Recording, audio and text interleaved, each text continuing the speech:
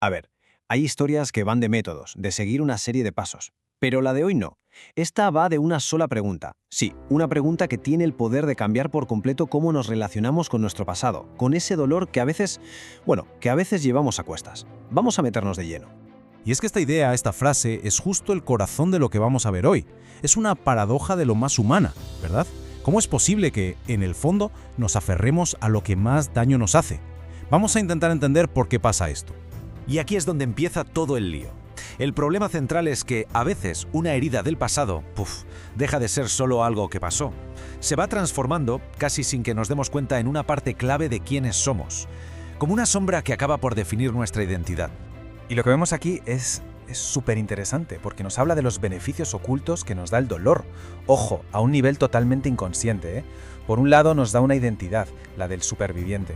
Por otro, nos protege, porque si ya estás en el suelo piensas que no puedes caer más bajo.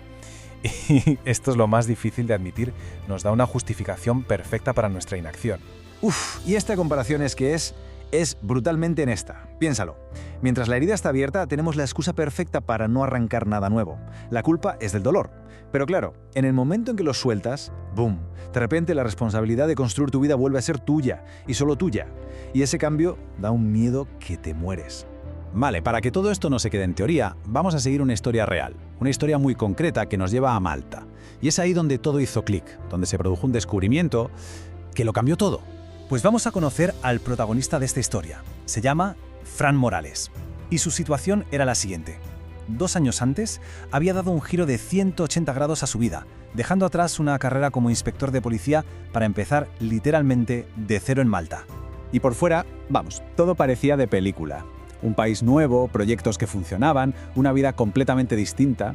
Cualquiera que lo viera desde fuera pensaría, este tío lo ha conseguido, ha superado su pasado con creces. Pero siempre hay un pero, ¿verdad? En los momentos de calma, cuando no había ruido ni distracciones, aparecía una sombra, un peso. Y no era exactamente tristeza ni rabia, era algo más sutil. Era la sensación de que en el fondo algo seguía sin estar resuelto del todo. Y entonces, en medio de todo esto, su mentor, Swami Purohit, le lanza esta pregunta. Y ojo, fijaos bien en cómo está formulada, porque aquí está la clave.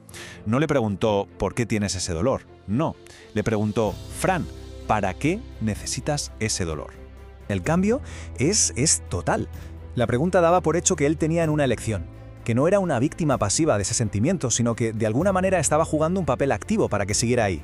O sea, sugería que en algún nivel lo estaba usando para algo. Bueno, pues esa pregunta fue como una cerilla en un pajar. Encendió un proceso de introspección, brutal. Y le llevó a una verdad que, aunque dura, fue lo que al final le liberó. La pregunta se le quedó ahí, dando vueltas en la cabeza. Así que esa misma noche se sentó con papel y boli y ¿qué hizo? Se puso a escribir durante 2 horas una lista de todo lo que supuestamente ese dolor le daba.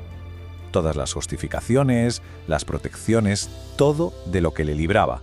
Y esta fue la gran revelación. Se dio cuenta de que había construido una identidad entera alrededor de esa herida. La del inspector que lo había sacrificado todo, el que tenía todo el derecho del mundo a estar roto.